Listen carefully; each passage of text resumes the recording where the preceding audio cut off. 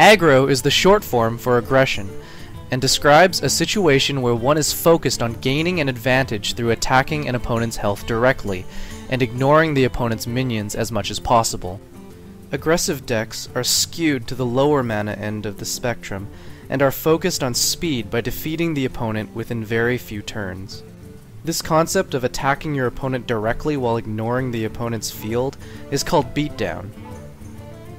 The large mana cost cards act as finishers, cards that have the purpose of ending the game in one turn, like Leroy Jenkins or the Reckless Racketeer, if you don't have that legendary. Here we can talk about the infamous beatdown deck made popular by Reynad using the Warrior class. There are many versions of this deck with certain cards replaced by others, but the general concept is here.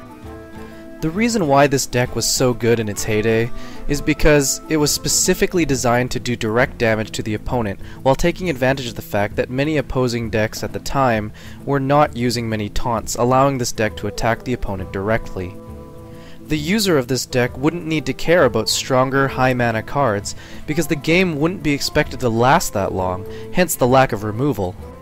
This deck is designed so that each card can deal at least 4 damage each turn, which will ideally defeat the opponent in as long as 8 turns, provided the opponent does not harm themselves through the use of weapons or hero powers, or if each card can deal more than 4 damage. There are also many charge warrior-based cards in this deck, which allows one to inflict the damage of the card immediately, rather than waiting a turn like most other cards in the game. And that's a wrap. Thank you for watching. Be sure to leave a question, comment, or criticism down below, and subscribe for more explanations on Hearthstone jargon. And, of course, if you haven't tried an aggro deck before, then start now.